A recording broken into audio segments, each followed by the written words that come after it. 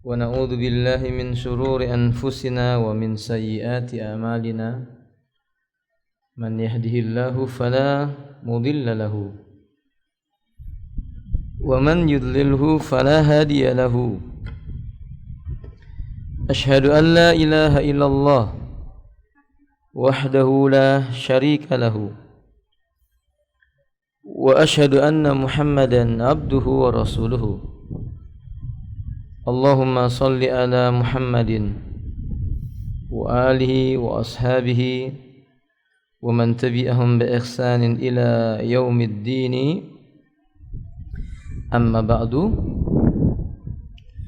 أيتها الأمهات والأخوات أوصيكم بتقوى الله أن الله تعالى في كتابه الكريم يا أيها الذين آمنوا اتقوا الله حق تقاته ولا تموتن إلا وأنتم مسلمون وبعد فإن أصدق الحديث كتاب الله وخير الهدي هدي محمد صلى الله عليه وآله وسلم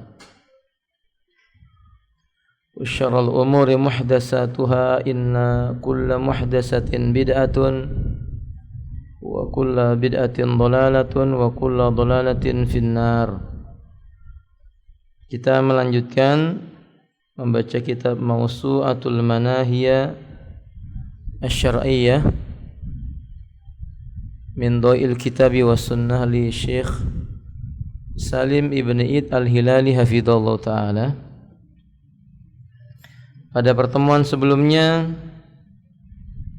kita telah menjelaskan tentang taghlidu tahrimil kadhib ala Rasulillah sallallahu alaihi wasallam,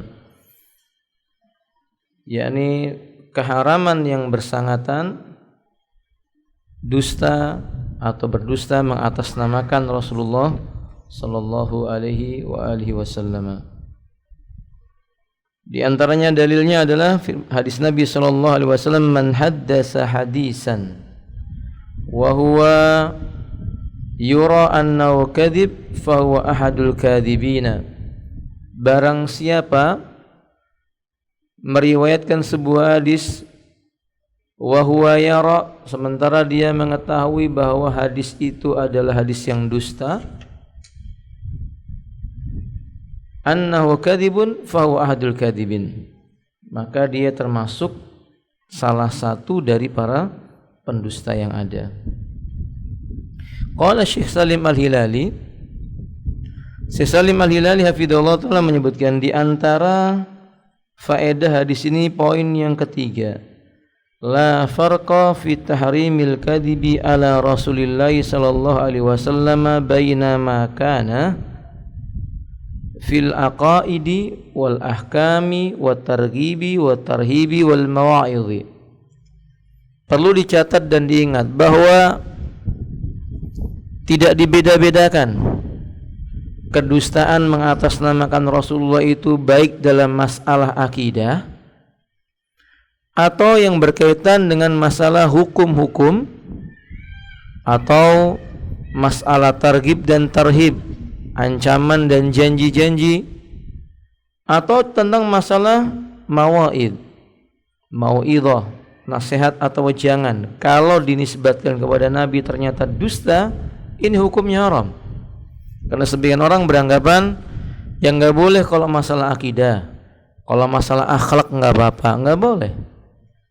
Baik masalah akhlak, masalah kepribadian Nabi atau masalah khalqiyah, bahkan masalah tentang bentuk tubuh Nabi. Misalnya orang mengatakan bahwa Nabi itu rambutnya lurus, padahal yang benar rambut Nabi itu apa? Iqal, tidak terlalu keriting, tidak pula terlalu lurus, dia terletak di antara itu. Naam. Maka ini termasuk berdusta mengatasnamakan Rasulullah, diancam dengan hadis yang tadi kita bacakan. Makanya Imam Nawawi rahimahullahu ta'ala dalam kitab Syarhus Sahih Muslim juz 1 halaman 70 hingga ke 71 mengatakan la farqa fi takhrimil kadhib alaihi salatu wassalam. tidak dibeda-bedakan apakah berdusta mengatasnamakan Rasulullah sallallahu alaihi wasallam itu baina ma kana fil ahkam, yang ada kaitannya dengan permasalahan hukum-hukum, wa ma la hukma fihi, atau masalah-masalah yang belum ada hukum tertentu padanya, katarghibi wa tarhib, seperti tentang masalah targhib dan tarhib, amalan-amalan yang dianjurkan atau amalan-amalan yang diingatkan untuk dijauhi, wal mawaidhi wa ghairi dzalik, atau juga sekedar tentang masalah nasihat atau mauidhah dan yang semisal dengannya. Fakulluhu haram, ingatlah semua itu hukumnya haram. Min akbaril kabairi, bagian dari dosa besar yang paling besar. Wa akbahul qabaihi, dan masuk ke dalam kategori perbuatan yang keji dan yang paling keji di antara perbuatan-perbuatan keji yang ada. Bijma'il muslimin, ini tentu telah menjadi konsensus atau kesepakatannya seluruh kaum muslimin. Alladzina yu'taddu bihim fil ijma',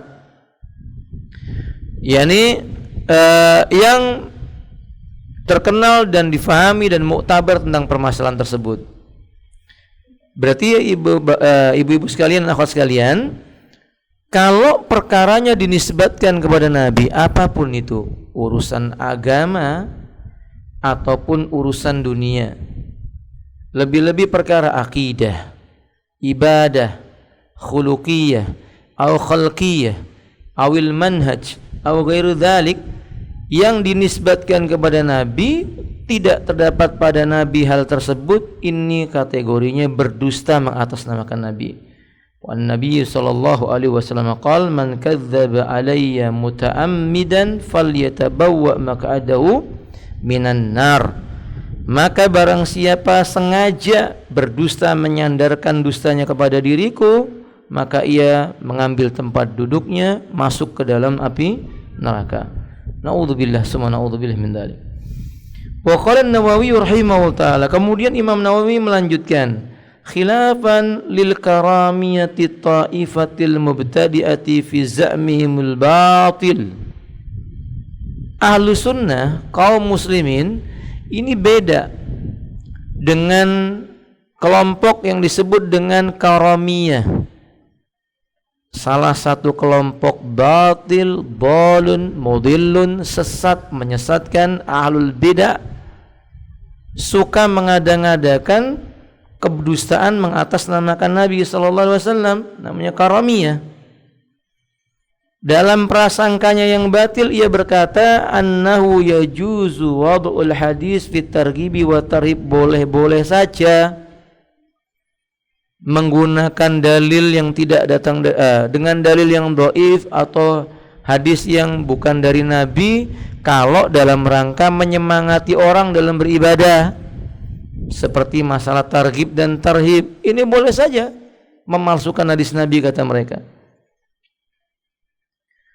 Jelas ini kebatilan.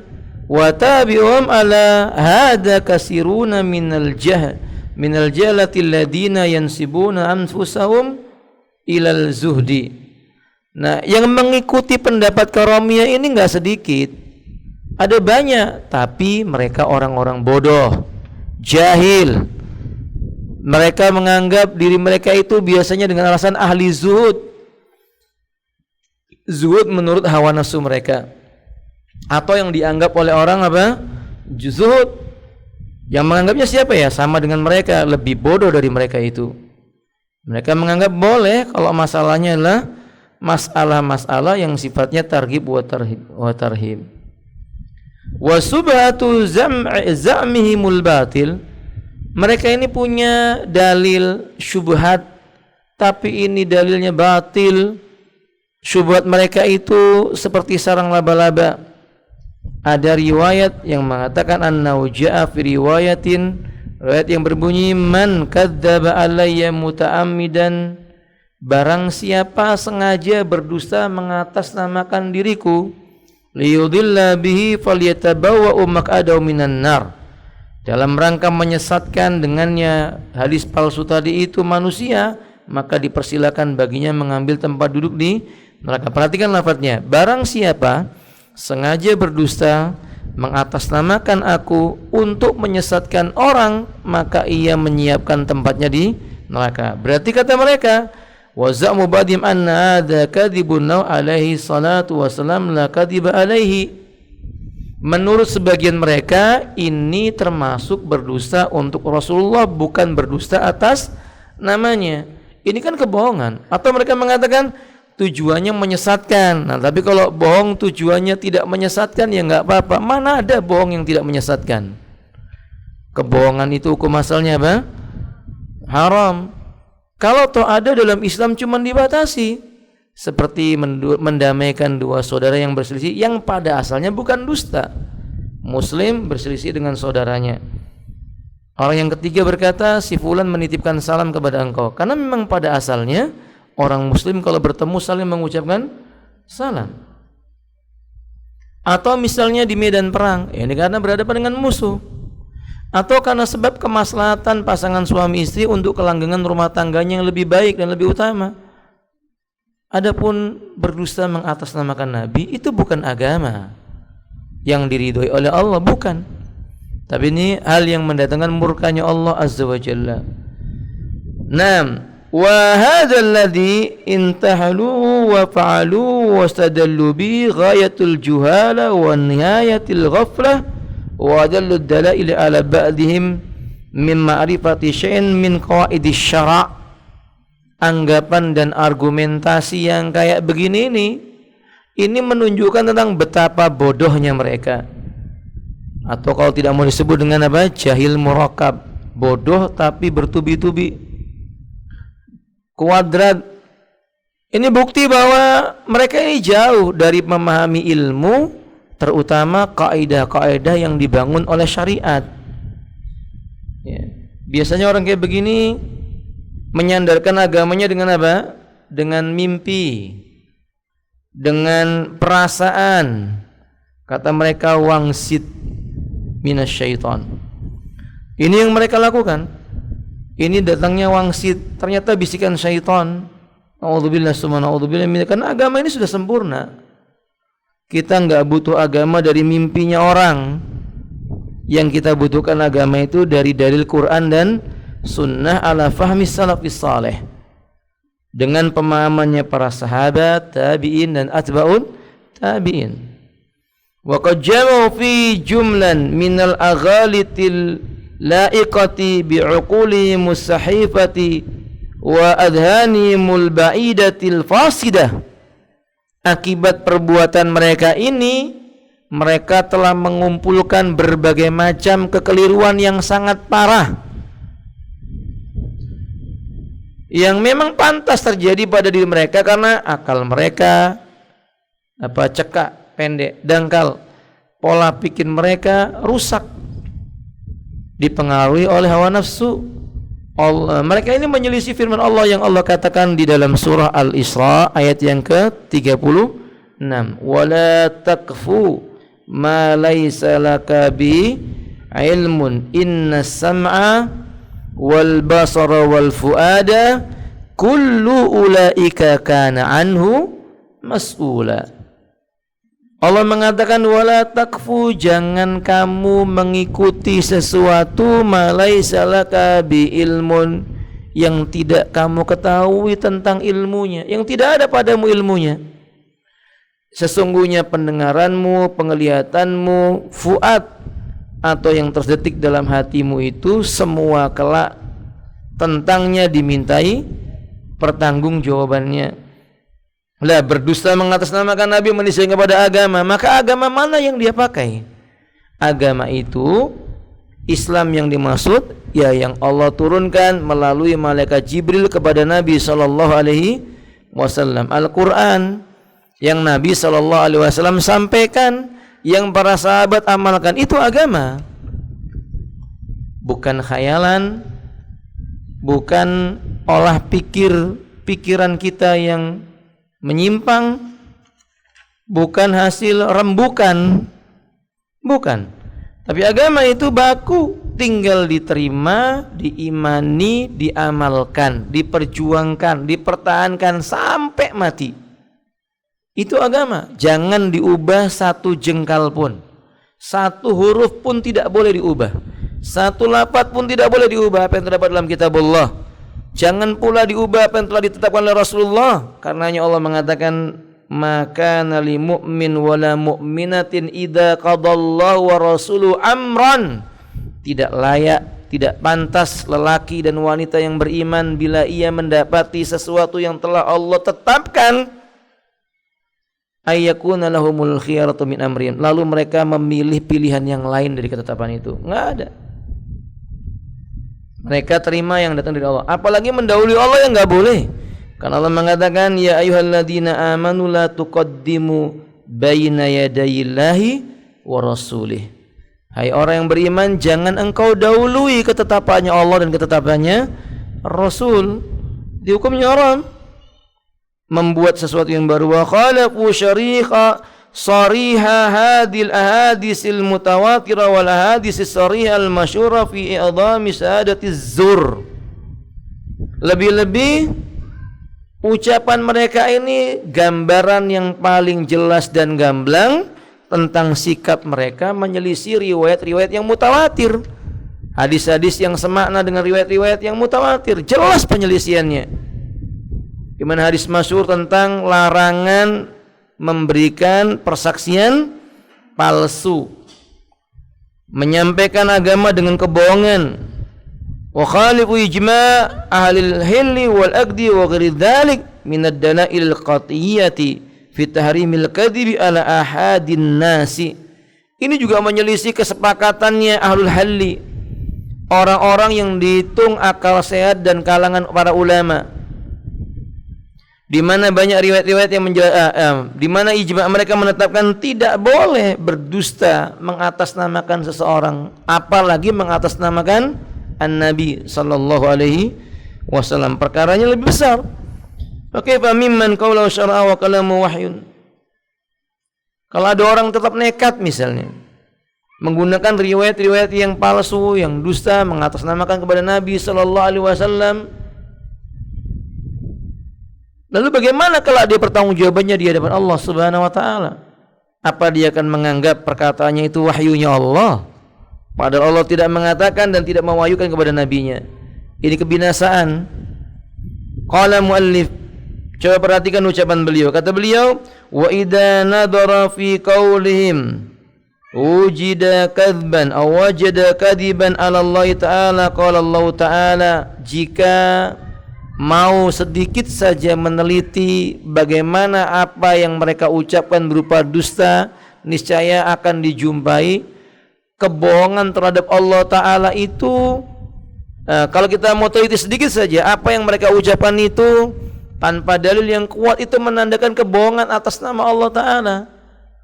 Padahal Nabi berkata wa ma yantiqu anil hawa in huwa illa wahyu. Nabi aja nggak pernah dusta. Nabi itu tidak berbicara dengan hawa nafsunya, tapi wahyu yang diwahyukan. Lalu bagaimana orang berkata ini ucapannya Nabi? Lawang Nabi itu kalau mengatakan ini ucapannya Nabi itu maksudnya ucapan itu datang dari wahyunya siapa? Allah Ta'ala. Lalu kalau orang berkata ini ucapan Nabi atau ini Nabi berbuat begini, tiba-tiba Nabi tidak melakukan hal itu, dijumpai bukti-bukti itu perkataan yang dusta, berarti dia mengatasnamakan agama dengan kebohongan, mengatasnamakan Allah Tabaraka wa Ta'ala. Zalim. Zalim. Ini banyak dijumpai demikian. Ya alasannya biar buat menyemangati orang berbuat ibadah. Ya kalau begitu buat aja kata-kata mutiara nisbatkan kepada diri pelakunya, jangan kepada Rasul sallallahu alaihi wasallam atau kepada agama Allah. Minum kopi dapat salawat dari malaikat, mana dalilnya? Aneh. Nanti suatu saat akan ada orang mengatakan minum es kelapa dapat salawat dari Nabi, dari malaikat. Ya Rabbana, ini kemudian tidak merasa berdosa, seolah-olah dia ini tangan kanannya Allah Ta'ala. La haula wa la quwwata illa billah. Nah, wa qala muallif, Penulis buku ini menyebutkan tambahan. Beliau mengatakan selanjutnya, yakni yang lebih aneh lagi, wa min a'jabil asya'i, yang lebih aneh lagi muncul dari ucapan orang kayak begini nih, mereka itu, liha hadza kadhibun lah wa hadza jalun minhum bilisanil arabi wa khitabi syara fa in kulla dzalika indahum kadhibun alaihi. Kata mereka, yang enggak boleh itu kalau berdustanya, mereka mengatakan yang boleh itu, yang enggak boleh itu kalau berdustanya bukan untuk kepentingan Nabi. Tapi kalau kita ini dusta untuk kepentingan Nabi enggak apa-apa. Ini aneh. Berdusta katanya membela Nabi. Nabi mengingatkan manusia jangan berdusta. Mungkinkah Nabi rebok dibela dengan kedustaan? Jawabannya apa, Om? Ya enggak mungkin. Alangkah anehnya Nabi yang menyebutkan tentang sifat dusta itu sifatnya siapa? Munafikin. Lalu Allah mengatakan dalam Al-Quran, ya ayuhan nabiyyu jahidil kufara wal munafikina waghlud alaihim wa ma'wahum jahannam. Wahai Nabi, perangi olehmu orang-orang kafir dan munafik, bersikap tegas dan keraslah kepada mereka, tempat tinggal mereka yang pantas neraka jahannam. Karena memang Nabi tahu sifat orang munafik itu suka dusta. Maka Nabi mengatakan, iyyakum wal kadzib, jauhi olehmu sikap berdusta atau bohong. Tiba-tiba ada orang berkata, saya ini bohong untuk membela Nabi. Ya enggak mungkin Nabi rebok. Karena Nabi diutus dengan penuh kejujuran, as-sadiqul masduq, perkataannya jujur dan ucapannya dipercayai. Lah kok tiba-tiba mengaku pengikutnya Nabi tetapi isinya apa? Bohong. Yang pantas itu pengikutnya orang-orang munafik yang suka dusta. Yang Nabi mengatakan ayatul munafik salas, 3 tanda munafik dalam hadis yang 4. Yang pertama Nabi sebutkan idza hadasa kadzaba au kadiba. Kalau ngomong itu mesti ditambahi dengan bumbu dusta. Hada. Ini merupakan apa? Kebodohan mereka. Bentuk kejahilan yang datang dari mereka dan tidak pandai memahami lisan Arab, bahasa Arab, dan tidak mengerti bagaimana dalil syariat difahami. Ini akibat apa? Akibat beragama pakai perasaan. Tadi itu ngukurnya pakai perasaan. Pokoknya yang penting bela Nabi lah. Apapun ku lakukan, bohong sekalipun enggak apa-apa. Lah ini yo aneh. Ini aneh. Nabi enggak ngajari berbohong. Banyak orang seperti itu. Ngajak orang menceritakan barang siapa menghadiri sholat berjamaah selama 4 bulan tidak pernah terlambat, akan datang cahaya dari langit dan bumi memenuhi hatinya. Bohong. Nggak ada hadisnya. Dusta. Barang siapa keluar ngajak orang-orang misalnya, pergi menuju ke tempat ini, begini begitu, akan dapat ini dan itu. Ketika enggak dijumpai riwayat yang sahih, itu dianggap dusta, mengatasnamakan agama Allah Azza wa Jalla. Itu diharamkan dalam syariat Islam. Naam, fa inna kulla dzalika indahum kadzibun alaihi. Kata beliau, semua ini menurut mereka sendiri adalah kedustaan atas nama beliau. Adapun hadis yang menjadi sandaran mereka, maka para ulama telah memberikan jawaban sebagai berikut. Misalnya begini, ini kebohong, ya hakikatnya mereka ini berbohong atas nama Nabi, walaupun tujuannya katanya membela Nabi. Nah, dijawab oleh para ulama dengan hadis yang tadi dibacakan, yang tadi disebutkan. Pertama, hadis yang tadi disebutkan, barang siapa berdusta atas namaku, barang siapa berdusta mengatasnamakan diriku dengan sengaja untuk menyesatkan manusia dan seterusnya riwayat tadi itu. Pertama, jawaban para ulama adalah bahwa anna qaulau liyudillan nas, ucapan yang menyebutkan bahwa barang siapa berdusta mengatasnamakanku untuk menyesatkan manusia, tambahan kalimat liyudillan nas dalam hadis tersebut, ziyadatun batilatun ittafaqal hufat ala ibtaliha wa anna la tu'rafu sahihatun bihalin. Ini kalimat tambahan yang telah disepakati oleh para ulama, bukan datang dari riwayat yang sahih. Para ulama ahli hadis sepakat menolak penambahan ini karena jelas sekali riwayatnya tidak sahih, kondisi bagaimanapun keadaannya. Nah, kita tahu kalau riwayat itu enggak sahih, enggak boleh dijadikan apa? Sandaran hukum. Ini asalnya demikian. Kedua, jawabu Abi Ja'far At-Tahawi. Jawaban yang paling bagus seperti jawabannya Abu Ja'far At-Tahawi. Beliau menyebutkan di sini, anna law salat lakanat litakidi. Beliau rahimahullah mengatakan, anggap saja hadis itu hadis yang sahih. Seandainya memang tambahannya itu adalah riwayat yang sahih, maka fungsinya hanya untuk taukid, penegasan. Berdusta mengatasnamakan Nabi itu menandakan menyesatkan manusia, apalagi memang niat menyesatkan manusia, lebih parah lagi. Begitu maksudnya. Seperti firman Allah Ta'ala di dalam surah Al-An'am ayat 144, faman adlamu mimman iftara 'ala Allahi kadiban liyudillan nasa bighairi ilmin. Barang siapa yang siapakah yang lebih zalim dibandingkan dengan orang yang mengada-ngadakan kedustaan atas nama Allah untuk menyesatkan manusia dengan tanpa pengetahuan. Berarti kalimat liyudillan nas ini semakin menegaskan berdusta mengatasnamakan Allah, enggak niat menyesatkan orang, dia tapi sengaja berdusta, sudah haram, apalagi niatnya menyesatkan orang, lebih parah lagi. Begitu maksudnya.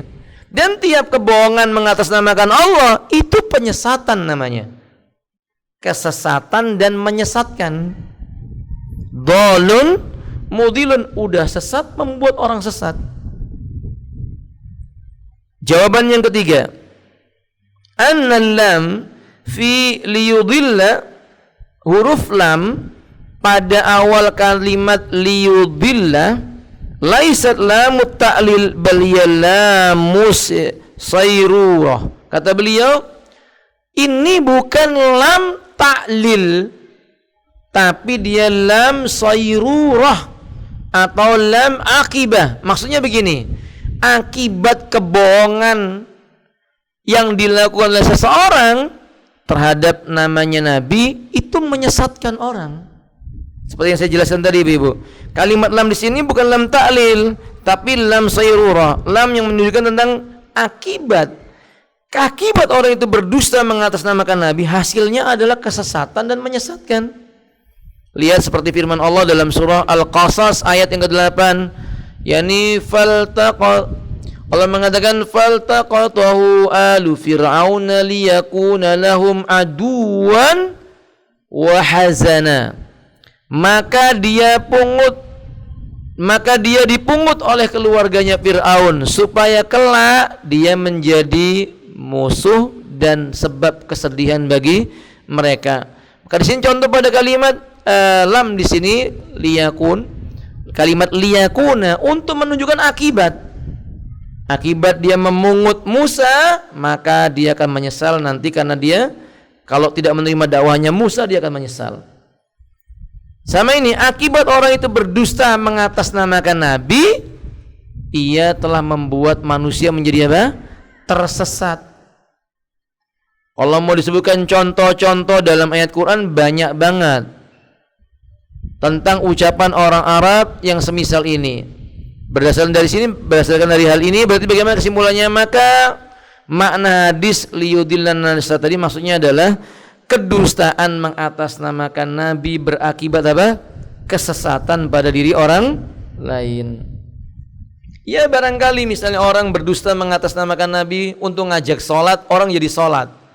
Tapi lihat, akibat dia meyakini sebuah riwayat yang palsu atau dusta mengatasnamakan Nabi tadi, walaupun sholatnya jadi nggak benar. Berangkatnya menuju ke masjid bukan karena niat yang baik. Karena keyakinan melalui riwayat yang palsu tadi itu. Sesat, dia sesat. Wallahu alam bishawab. Misalnya buat contohnya begini Ibu. Kalau dalam hadis yang sahih adalah salatul jama'ati tafdulu min salatil fadhi bi 27 darajat wa fi riwayah 25 darajat. Salat berjamaah mengungguli salat sendirian mencapai 27 derajat, di riwayat yang lainnya 25 derajat. Tiba-tiba ada yang berkata salat berjamaah mengungguli salat sendirian 1000 derajat. Lalu membuat orang semangat datang berjamaah. Pengen dapat 1000 derajat, ini salahnya dengan alasan membawakan riwayat yang palsu tadi itu. Coba dia mengucapkan mengalahkan sholat sendirian sampai 27 atau 25 derajat, niscaya akan baik baginya. Karena kebaikan itu apa yang menurut Allah dan menurut Rasulullah sallallahu alaihi wasallam. Nah, hada. Pemat azannya wa yakum. Kesimpulannya bagaimana? Kesimpulan dari ini beliau menyebutkan bahwa pendapat mereka ini pendapat yang sangat amat lemah dan tidak perlu berpanjang-panjang membahas mereka. Sudah terlalu jauh dari nilai kebenaran dan kebenaran pun dijauhkan dari mereka. Udah amat terlalu buruk dan rusak dan telah ditetapkan tentang kerusakannya. Wallahu alam bishawab. Lihat Al-Hafidz Ibnu Hajar Al-Asqalani berkata. Silakan dibaca dibantu. Fadhil maskur. Kesimpulannya, pendapat mereka ini terlalu lemah untuk dibahas di sini. Sudah terlalu jauh dari kebenaran untuk dijauhkan lagi darinya. Sudah terlalu rusak untuk ditetapkan kerusakannya. Wallahu a'lam. Al-Hafidz Ibnu Hajar berkata dalam kitab Fathul Bari, tidak ada mafhum mukhalafah pada sabda Nabi atas namaku. Sungguh tidak masuk akal bila dikatakan boleh berdusta demi beliau, karena beliau sendiri telah melarang dusta secara mutlak. Nah, kata Imam Hafidz Ibnu Hajar, wala mafhumun liqauli alayya li'annahu la yatasawwaru anna ayyukadziba lahu linahyi an mutlaqil kadzibi. Kata Imam Ibnu Hajar Al-Asqalani dalam kitab Fathul Bari, tidak ada mafhum mukhalafah. Mafhum mukhalafah itu maksudnya pemahaman balik. Barang siapa berdusta untuk menyakiti aku, berarti kalau berdusta tidak untuk menyakiti Nabi nggak apa-apa. Itu namanya mafhum mukhalafah. Nggak ada pemahaman kayak begitu. Atau dia mengatakan barang siapa berdustanya dalam rangka menyakiti mendolimi aku, berarti kalau nggak mendolimi Nabi bohongnya boleh. Ini juga mafhum mukhalafah yang batil. Kalimat man kadzdzaba alayya ini enggak ada mafhum mukhalafah yang patut dilakukan dengan cara seperti itu. Kenapa begitu? Karena riwayat-riwayat yang nyata menjelaskan dengan tegas dan gamblang Nabi melarang berbuat kebohongan. Agama Nabi bukan agama kebohongan dan juga bukan agama ngajari orang berbuat bohong. Orang beragama dengan agama Nabi ini yang tadinya pembohong jadi orang jujur. Yang tadinya suka mendustakan jadi membenarkan yang datang dari syariat. Yang tadinya melampaui batas menjadi sifat pertengahan. Ini agama Rasulullah.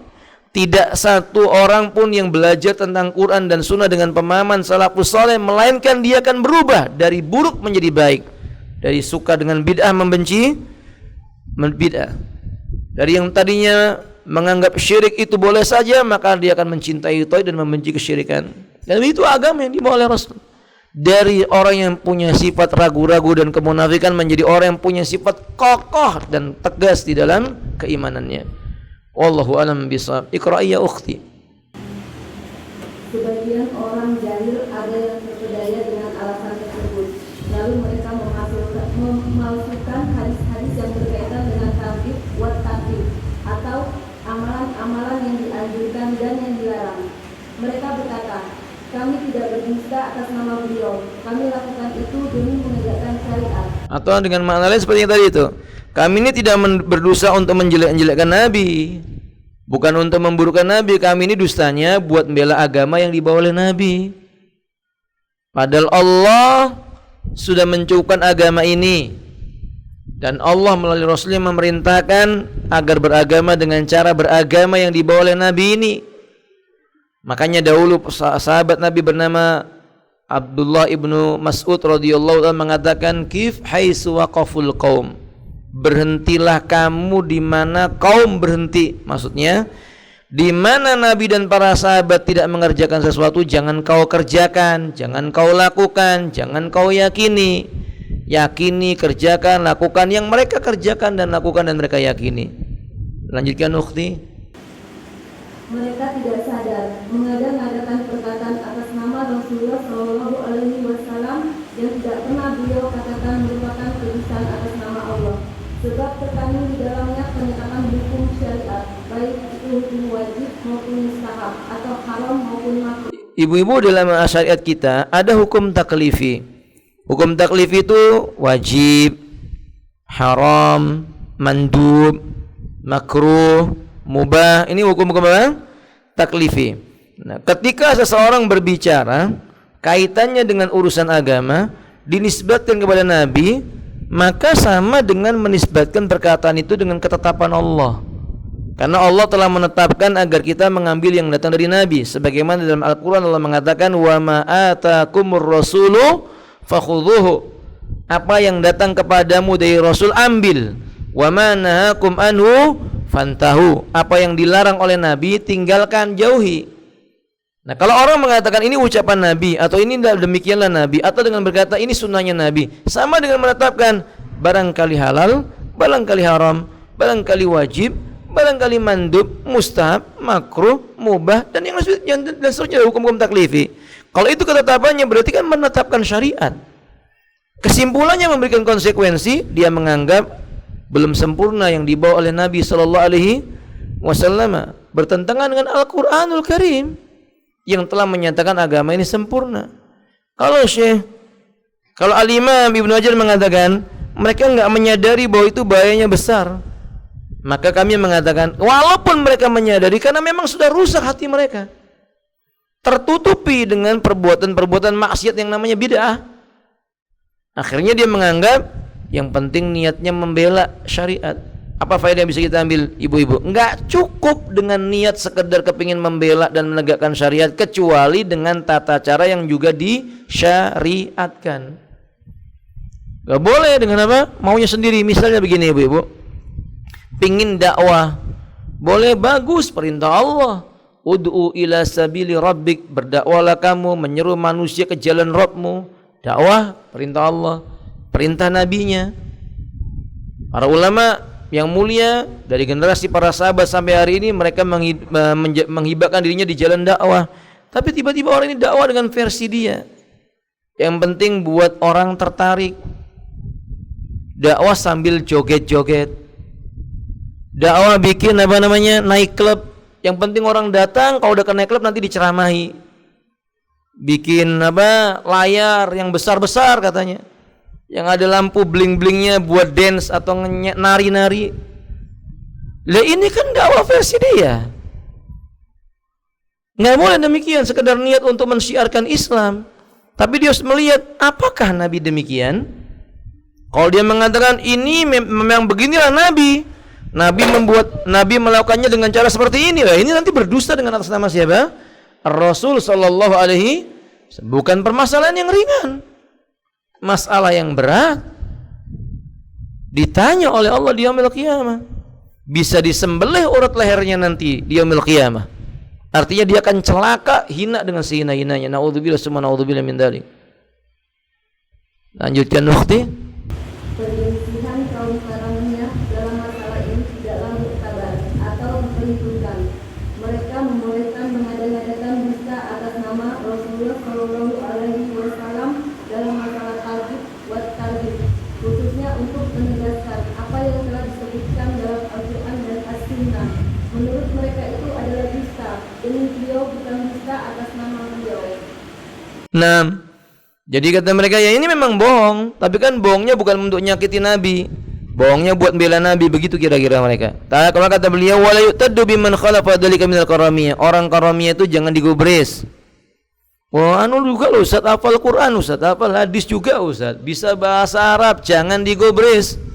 Ini pentingnya memegangi ucapan para ulama, apa itu? Menjauhi orang yang gemar menyelisihi sunnah atau berdusta mengatasnamakan Nabi. Jauhi, jangan didekati. Kalau mereka lewat berbicara kepada Anda, tutup telinganya, tutup matanya. baca ta'awud biar cepat pergi setan dari bangsa manusia yang seperti ini. Kok begitu Ustaz? Iya, karena bahaya. Syubhatnya itu sangat amat kencang. Orang yang tidak mempelajari ilmu bisa tersesat dan dia menyangka bahwa dia dalam kebenaran. Na'udzubillah summa na'udzubillah min dzalik. Saya tambahkan Ibu, kita bersyukur diberi oleh Allah hidayah Islam. Lalu diberikan oleh Allah hidayah mengenal dakwah yang mencintai sunnah, murni kepingin seperti Nabi dan para sahabat. Kita bersyukur ketika kita diberi oleh Allah kecintaan kepada majelis-majelis yang dibacakan Quran dan sunnah dengan pemahaman para sahabat. Kita bersyukur. Kita bersyukur kepada berduduk dalam sebuah majelis di mana para ulama berbicara melalui kitab-kitabnya dengan sumber yang terpercaya dan pemahaman yang lurus. Karena enggak semuanya demikian. Iya, benar-benar sama-sama telah berkata hijrah. Tapi sayang, hijrah yang jatuh dari lubang singa masuk ke lubang neraka. Lubang buaya mah mudah, Bu. Lubang neraka, karena perbuatan bid'ah kan ancamannya neraka, bukan lubang buaya. Neraka. Sahih? Kama qala Nabi sallallahu alaihi wasallam, man amila iyyakum wal bid'ah, sampai kepada kalimat kullu bid'atin dhalalah wa kullu dhalalatin finnar. Ada. Naudzubillah summa naudzubillah min dzalik. Lanjutkan Ibu. Perkataan mereka itu jelas merupakan kejahilan dalam memahami bahasa Arab. Sebagian dari mereka berpegang kepada lafaz hadis yang tidak sahih. Barang siapa sengaja berdusta atas namaku untuk menyesatkan manusia. Ini hadisnya tadi sudah diterangkan tidak sahih, tapi juga diterangkan oleh Imam At-Tahawi, Abu Ja'far At-Tahawi, kalau toh memang riwayat itu dianggap sahih, maka makna liyudillah itu untuk apa? Untuk taukid. Apa? Untuk taukid. Atau maknanya untuk apa? Menjelaskan akibat dari berdusta mengatasnamakan Nabi. Mau niatnya membela Nabi, apalagi jelek-jelekan Nabi, itu akibatnya menyesatkan orang. Lanjutkan. Walaupun sahih, maka huruf lam di awal kata liyudillah bukan lam taklil, namun lam sayyurah atau akibat. Sebagaimana tersebut dalam firman Allah yang artinya siapakah yang lebih zalim daripada orang-orang yang mengada-ngadakan kebohongan terhadap Allah untuk menyesatkan orang-orang tanpa pengetahuan. Maksudnya begini Ibu, kalau kita menggunakan kaidahnya orang-orang karomiyah dan yang semisalnya dan yang setuju dengannya dan yang membelanya, yang berjalan di atas jalannya dengan mengatakan ini kalau tujuannya membela Allah nggak apa-apa. Mari kita pahami ayat ini. Apakah maksud ayat yang berbunyi faman adlamu mimman iftara 'ala Allahil kadzib liyudillan nas, ini maksudnya kalau seandainya berbohong atas nama Allah bukan untuk menyesatkan manusia, apakah jadi boleh? Apakah boleh kita berdusta mengatasnamakan Allah untuk sesuatu dengan niat bukan menyesatkan manusia, biar manusia misalnya melakukan perbuatan ini itu semangat dalam beribadah? Kan tetap nggak boleh. Karena memang kalimat liyudillah ini untuk menerangkan akibat kamu bohong mengatasnamakan Allah Ta'ala, walaupun niatmu untuk membela agamanya Allah Ta'ala, itu kamu membuat orang sesat. Iya, barangkali orang datang ke masjid berbondong-bondong dengan kebohonganmu, kebaikan itu menurut kamu, tapi bagi syariat Allah Ta'ala, karena kebohonganmu nanti akan datang kesesatan yang engkau tidak akan sadari. Ini yang Allah katakan dalam Al-Quran, sanastadrijuhum min haitsu la ya'lamun wa umli lahum inna kaidi matin. Kelak kami berikan kepada mereka istidraj. Dia merasa wah, terpesona, senang, bangga, banyak pengikutnya. Ternyata yang diajarkan menyelisih syariat. Kalau dia mengatakan, loh kalau memang ini sesat kenapa banyak orang yang ikuti? Lah iblis saja yang sesat itu pengikutnya banyak. Sahih? Jadi bukan banyaknya orang itu menandakan bahwa yang diikuti itu sesuatu yang benar. Malah kita melihat dalam Al-Quran ada ayat yang menyebutkan lau tuti'u aksara man fil ardi la yudilluka an sabilillah. Kalau kamu ikuti kebanyakan orang, lah kebanyakan orang itu kan akan membuat kamu tersesat dari jalannya Allah Ta'ala. Ada. Wallahu alam. Lanjutkan ukhti. Maknanya adalah akibat perbuatannya itu adalah penyesatan orang lain atau merupakan pengkhususan salah satu alasan dari alasan-alasan yang ada tanpa ada mafhum mukhalafah di dalamnya. Misalnya dalam firman Allah yang artinya janganlah kamu memakan riba dengan berlipat ganda. Nah, ini maksudnya begini, Bu. Ayat ini jangan dipahami dengan mafhum mukhalafah. Ada sebagian orang memahami ayat ini dengan mafhum mukhalafah. Surat Ali Imran ayat 130. Ayatnya berbunyi la ta'kulur riba ad'afan mudha'afah. Jangan kau makan riba dengan berlipat ganda. Mafhum mukhalafahnya, oh berarti kalau ribanya enggak banyak-banyak boleh. Ya tetap enggak boleh. Ayat ini hanya untuk menunjukkan yang dikit aja enggak boleh, apalagi yang banyak. Begitu pemahamannya. Bukan dipahami dengan mafhum mukhalafah.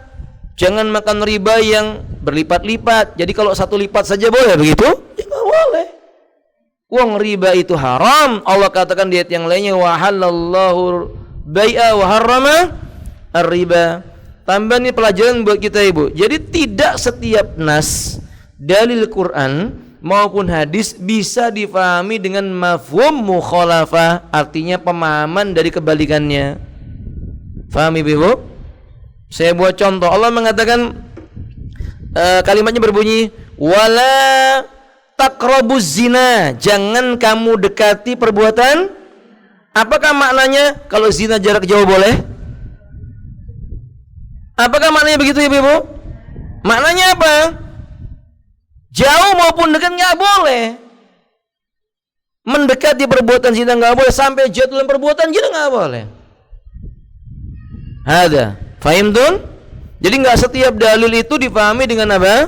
Mafhum mukhalafah. Walaupun ada beberapa riwayat yang juga harus difahami dengan cara mafhum mukhalafahnya. Nah, lanjutkan Ibu. Menyebutkan alasan dan dalam firman Allah yang artinya janganlah membunuh anak-anakmu karena miskin. Surat Al-An'am ayat 151. Penyebutan alasan membunuh anak karena takut miskin, memakan riba dengan sifat janda dan berdusta atas nama Allah Subhanahu wa taala karena menyesatkan manusia dalam ayat-ayat di atas. Fungsinya adalah untuk takut atau penegasan, bukan pembentukan hukum karena alasan yang sama dengan ayat ini Ibu, wala taqtulu auladakum min imlak, jangan engkau bunuh anakmu karena kamu takut. Berarti kalau enggak karena takut miskin, apa boleh? Wah, ini kan yang dilarang karena takut miskin Ustaz. Oh, kalau begitu kalau bunuhnya karena takut punya banyak anak boleh. Apakah begitu? Kan jawabannya enggak. Karena memang membunuh jiwa tanpa hak itu hukumnya apa? Haram. Kalimat-kalimat ini untuk menyebutkan tentang taukid, penegasan, bukan sebuah pengkhususan hukum. Bukan maksudnya khusus yang dilarang itu kalau membunuhnya takut miskin, khusus yang riba diharamkan itu kalau ribanya berlipat ganda. Bukan begitu. Tetapi ini menegaskan yang dikit nggak boleh, apalagi yang berlipat ganda. Yang membunuh bukan karena takut miskin aja nggak boleh, apalagi yang membunuh karena takut semakin berlipat-lipat dosanya. Hadza wallahu a'lam. Demikian Ummahat, kita cukupkan penjelasan pada poin yang ketiga ini. Kita lanjutkan pada poin yang keempat di pertemuan berikutnya insyaallah. Hal ladaikunna iskalan. Ustaz, boleh atau tidak mengadakan arisan murni pakai uang atau tanpa tambahan yang lain, tapi di bulan pertama arisan tidak digoncang, secara otomatis diambil oleh si penanggung jawab yang mengumpulkan uang arisan dari anggota lain. Bulan kedua dan seterusnya baru arisan digoncang. Al-mu'min ala syurutihi, orang beriman itu sesuai dengan apa yang mereka buat dalam perjanjian. Arisan itu kan utang. Jadi kalau bersepakat yang boleh utang bulan ini yang mengguncang pertama. Ya memang cobalah Ibu, sekali-kali arisan itu diganti namanya lah. Diganti dengan apa? Hutang berjamaah. Biar agak malu dikit kalau melakukan gitu ya. Paling tidak ingat, oh iya aku punya apa? Utang. Kalau udah narik itu teringat, ini utangku berjumlah sekian. Minimal begitu. Kan tidak dilarang. Arisan seperti ini nggak dilarang. Kalau mereka membuat kesepakatan bahwa yang pertama narik adalah yang mengumpulkan uang dan semisalnya ditetapkan, wallahu alamin, tidak ada larangan dalam masalah, tidak ada penambahan sama sekali baik berupa makanan maupun uang, tidak ada. Wallahu alam, ini boleh. Wallahu alam bisawab. Ustaz, apabila ada ustaz memimpin doa di suatu majelis, apakah boleh jamaah mengangkat tangan atau cukup mengaminkan saja? Dan setelah berdoa, apakah boleh mengusap wajah? Sebentar Ibu, sebelum saya jawab pertanyaan yang kedua, saya teringat tadi. Mungkin maksud si penanya, Ustaz, Alasannya karena yang mengumpulkan ini kan capek, kita beri keistimewaan, dia apa? Narik yang pertama. Apakah ini termasuk daripada mengambil keuntungan dalam sebuah apa? Utang piutang? Ya tidak, kan dia yang berhutang, bukan yang memberikan apa? Piutang. Fahim don?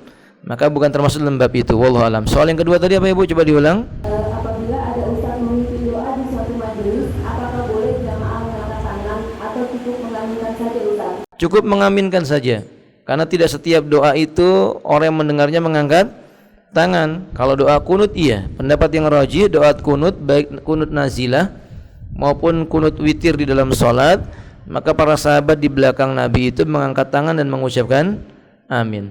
Adapun tidak dijumpai riwayat-riwayat selain dalam salat seperti salat istisqa mengangkat tangan juga.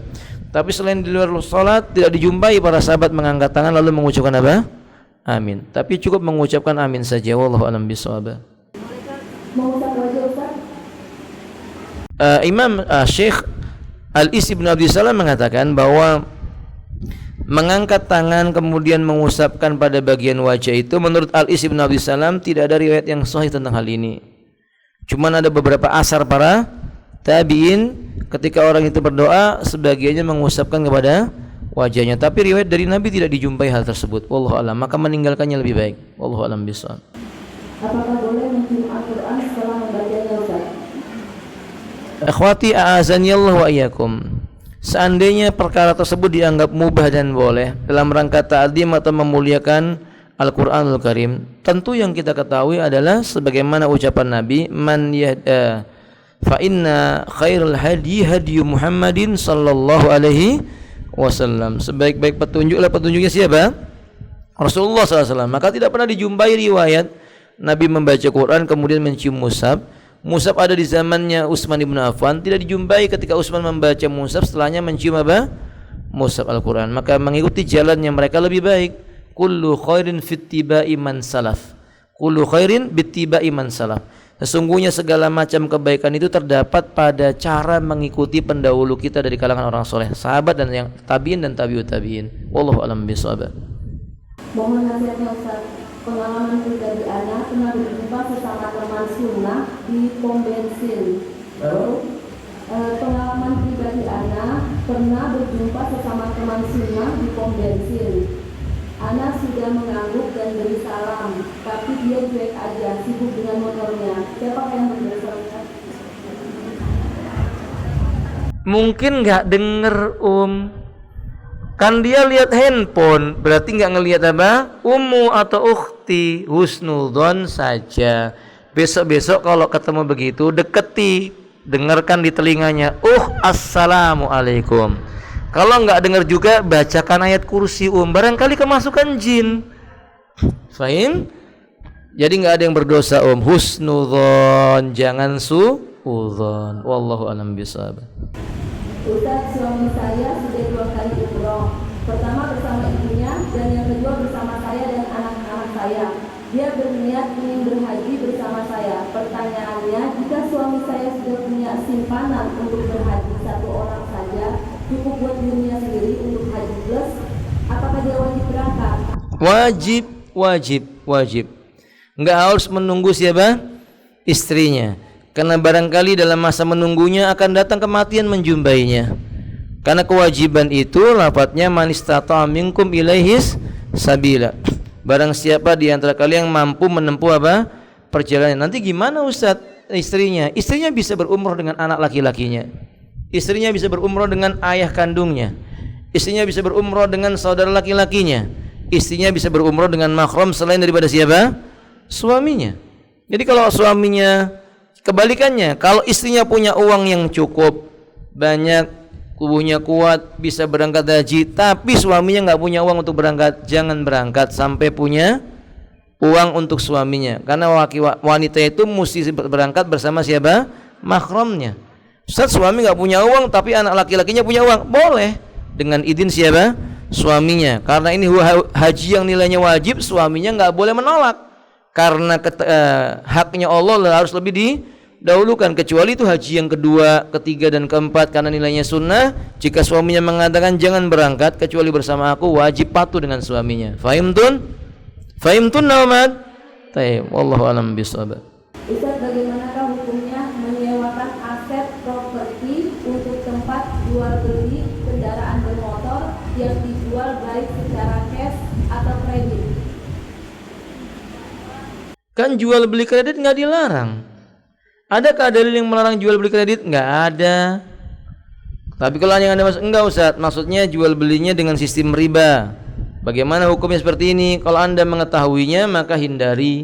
Kita khawatir masuk dalam kategori ta'awun alal ismi wal udwan, tolong menolong dalam perbuatan yang mengandung dosa dan permusuhan. Tapi kalau misalnya jual beli kreditnya bukan perkara yang mengandung riba, banyak di antara teman-teman kita, saudara-saudara kita yang telah belajar Quran dan Sunnah dengan pemahaman para salafus salih, mereka jual beli motor kredit tidak dengan cara riba. Mereka jual beli cash tidak dengan cara riba. Fahim tuan? Ya kalau begitu maka termasuk tolong menolong dalam kebaikan, boleh dan halal, termasuk jual beli yang halal. Wallahu alam bisawab.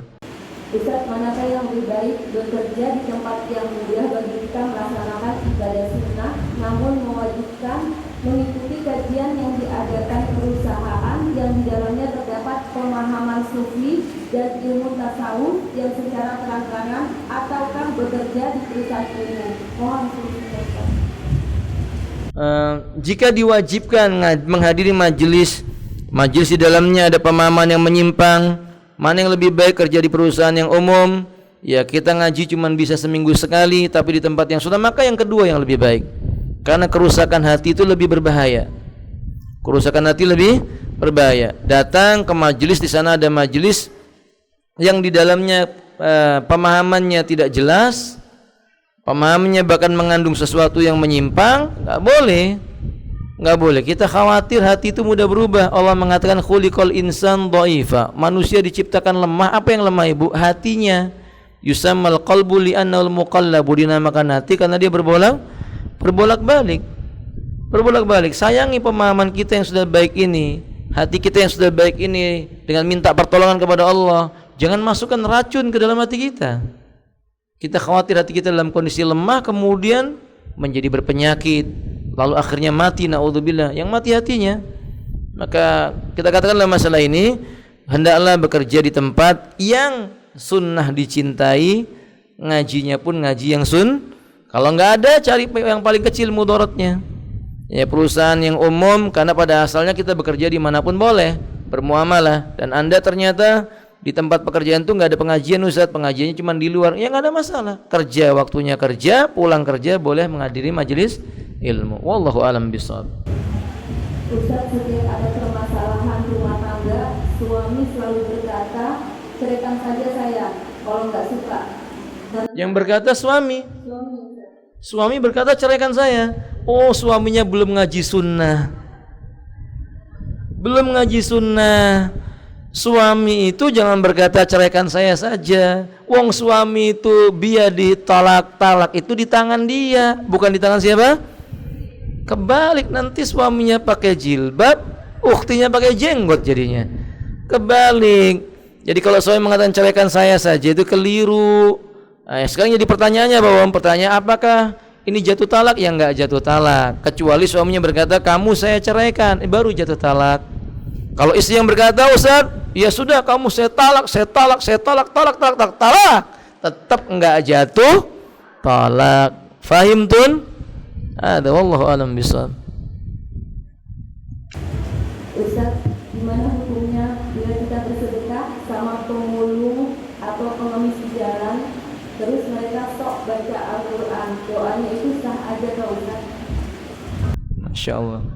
Ibu-ibu, pertama sebelum dijelaskan tentang sok baca Qurannya itu, kalimat sok baca Quran ini loh Bu. Sebentar. Pertama ibu-ibu, dilihat, bila ada orang yang memang mereka meminta-minta atau pemulung dan semisalnya, harus diteliti terlebih dahulu dengan baik. Bila kita memandang dengan sebatas kemampuan kita, dia ini pantas diberikan mereka bantuan. Karena wa fi amwalihim haqqun lisaili wal mahrum, di dalam hartanya orang yang beriman itu ada hak orang yang meminta-minta maupun menahan diri dari minta-minta, tapi dia butuh untuk diberikan sesuatu. Berarti memang kita lihat dia itu pantas diberi, beri Bu, beri. Bila ternyata mereka membaca Quran begini, ingatkan, Pak, nggak perlu baca Quran di depan saya. Sampaikan, cukup Pak, mudah-mudahan ini bermanfaat buat Bapak, membuat saya masuk surga. Cukup. Saat dia baca Quran begitu beritahu, Pak, maaf, nggak perlu dibacakan itu. Nanti khawatirnya Bapak dianggap meminta-minta dengan bacaan ayat Al-Quran. Nasihatkan kepadanya begitu. Wadah? Ini pertama. Yang kedua, bila ibu melihat orang ini tiap hari duduknya di lampu merah, duduknya di tempat ini, selalu menengadahkan tangan, berarti minta-minta jadi apa? Jadi pekerjaannya atau profesinya. Nggak boleh diberi, nggak boleh diberi. Karena kalau kita memberinya, kita sama dengan membantu dia untuk disiksa di yaumil qiyamah. Karena orang yang mengemis itu nanti di hari kiamat datang di hadapan Allah dalam keadaan di wajahnya tidak ada sekerat daging pun, karena tidak punya rasa malu selama di dunianya. Faham? Dan maka ketetapan pemerintah yang mengatakan nggak boleh memberi pengemis di lampu merah dan sebagainya, ya itu bagus. Karena memang kalau ada orang suka minta-minta di lampu merah, kan ini berarti menjadikan dirinya profesi meminta-minta. Nggak boleh. Sengaja meminta-minta bukan karena kebutuhan yang doruri, nggak boleh. Fahim tuan? Ketiga, kalau ternyata memang orang itu meminta-minta karena terpaksa, ingatkan, tidak boleh meminta-minta dengan bacaan Al-Quranul Karim. Nanti dianggap sama dengan memperjualbelikan ayat-ayat Allah Subhanahu wa ta'ala. Kalau ada yang berkata, Ustaz, kan ada penjelasan dalam kitab Tauhid, jangan tolak kalau ada orang meminta dengan nama Allah. Kata para ulama, yang meminta-minta harus tahu, meminta menggunakan nama Allah Ta'ala untuk perkara yang sifatnya remeh nggak boleh. Kalau meminta itu surga, seperti para sahabat, ya Rasulullah, demi Allah yang mengutus engkau, tunjukkan kepadaku perkara yang bisa mendekatkan aku kepada surganya Allah, kepada Allah Ta'ala, membuat diriku masuk surga, dan yang lainnya. Pasti para sahabat menyebutkan kalimat itu. Maka nggak disukai kalau lafadznya dengan lafadz apa? Dengan nama Allah saya minta kamu beri saya sesuap nasi. Ini makruh permintaan seperti ini. Fahim tun? Fahim tun Nauman? Taib, wallahu alam bisawab. Ustaz, anak dulu bekerja, terus anak di kantor setiap teman ulang tahun kita semua teman-teman sekantor sumbangan untuk membeli kue untuk kasih hadiah surprise. Ulang ibu, panjang banget, ulang.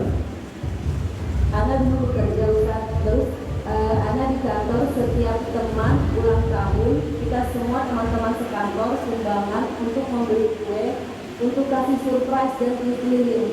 Sekarang anak sudah resign dan bekerja, sudah keluar dari bekerja, tetapi teman-teman kerja dulu masih mengajak anak sumbangan. Tapi anak hanya ikut sumbangan, tidak ikut memeriahkan. Apa anak tetap ikut merayakannya, Ustaz? Iya, ikut merayakannya. Nggak boleh, karena masuk dalam kategori membantu sesuatu yang sudah jelas menyelisih apa? Sunnah, menyelisih syariatnya Nabi Sallallahu Alaihi Wasallam, syariatnya Allah Subhanahu Wa Taala. Nggak boleh. Allah mengatakan wala ta'awanu 'alal ismi wal udwan. Jangan engkau tolong menolong pada perkara yang jelas mengandung dosa atau menyebabkan kerusakan berupa permusuhan. Jadi berarti tidak boleh, Ibu. Enggak boleh, Ustaz. Ya, sekedar mau memberi hadiah. Kalau memang mau sumbangan, kenapa harus nunggu ulang tanggal ya, Bu ya? Ulang tanggal dan ulang bulan, bukan ulang tahun itu, bulannya atau yang diulang. Ada yakni umat a'azanillahu wa iyyakum menyelisih sunnah. Jangan. Jadi katakan saya tidak bisa membantu untuk yang ini, tapi untuk yang lainnya mungkin Ibu di lain waktu datang memberi hadiah orang itu dengan Al-Quran, memberi hadiah dengan buku-buku yang mengajak kepada kebaikan, itu boleh Ibu. Tapi tidak ada kaitannya dengan apa? Ulang bulan tadi itu. Wallahu a'lam bishawab. Nah. Ustaz, benarkah apabila kita melaksanakan sholat wajib 5 waktu sebanyak 40 waktu di Masjid Nabawi dapat menghapuskan seluruh dosa-dosa yang kita telah lalui? Selama 40 waktu, bukan 5 waktu. Jadi orang yang mengerjakan sholat 5 waktu selama 40 hari, benar. Saya ulangi, sholat 5 waktu selama 40 hari dan sebagaimana hadis Muslim, dengan catatan. Apa catatannya? Tidak ketinggalan takbiratul ihramnya imam dengan sengaja. Jadi bukan dengan sengaja mengundur-undur waktunya. Maka di antara fadilahnya dalam Imam Muslim, Allah akan mengampuni dosa-dosa yang telah berlalu. Saya ulangi ya Bu ya, 5 waktu selama 40 hari, bukan selama 40 waktu, tapi 5 waktu selama 40 hari. Wallahu a'lam bishawab.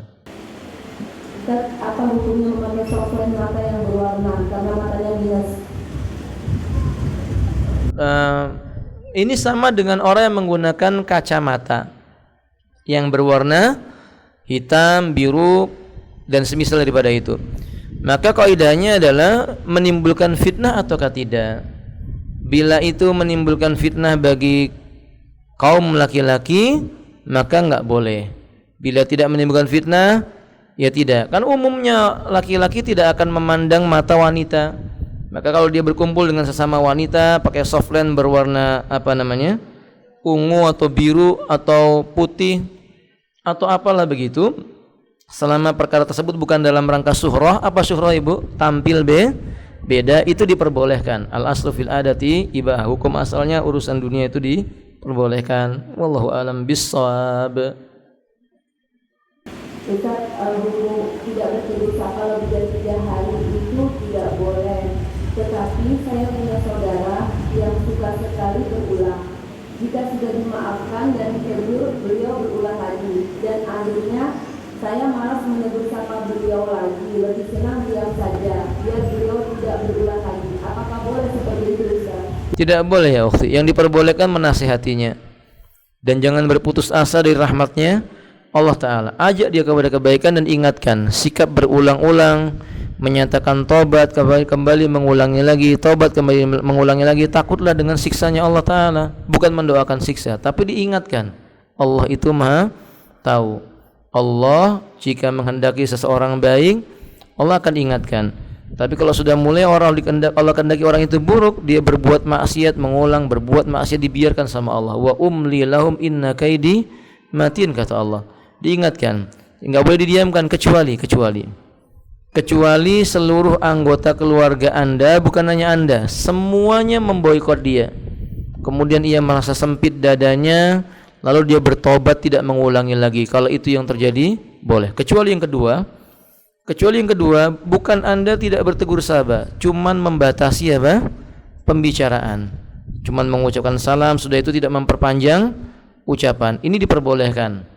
Karena memang di antara min husni islamil mar'i tarku ma la ya'nihi, di antara tanda kebagusan agama seseorang, Islamnya seseorang, ia meninggalkan perkara yang tidak jelas. Termasuk perkara yang tidak jelas adalah berbicara yang membuat orang ternyata justru dia menyimpang atau dia meremehkan orang itu. Ya dia berbicara secukupnya saja. Kalau ini diperbolehkan, tapi tidak tegur sapa sama sekali tidak diperbolehkan. Nabi mengatakan syaitan berputus asa dari orang-orang Islam di negeri Arab maupun orang ajam untuk mengajak mereka berbuat syirik. Tapi setan tidak berputus asa untuk melakukan gangguan berupa takhris. Apa takhris itu? Mengajak orang saling berselisih atau bermusuhan. Ini berarti pintunya syaitan enggak boleh. Wallahu a'lam bishawab. Nah, Ustaz, mohon penjelasannya tentang sholat mutlak 4 rakaat sebelum asar. Apakah Nabi selalu melakukannya? Nabi bukan selalu melakukannya. Ketika di rumah Aisyah beliau melakukannya.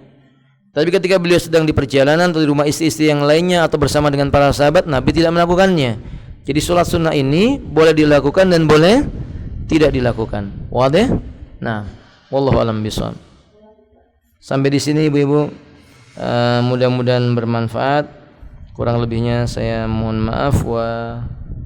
Sebelum ditutup ibu-ibu, kami ingatkan untuk kedatangan taklim Senin dan Selasa berikutnya, supaya saudara-saudari Anda yang datang terlambat bisa mengatur kondisi kendaraannya dengan baik. Ibu kalau parkir dirapatkan, Ustaz nanti keluarnya lama, saya mau cepat pulang. Ibu mau dapat pahala yang banyak, sabar. Belajar ilmu harus sabar dan memudahkan orang lain. Fahimtun? Subhanakallahumma bihamdik asyhadu an la ilaha illa anta astaghfiruka wa atubu ilaik. Assalamualaikum warahmatullahi wabarakatuh.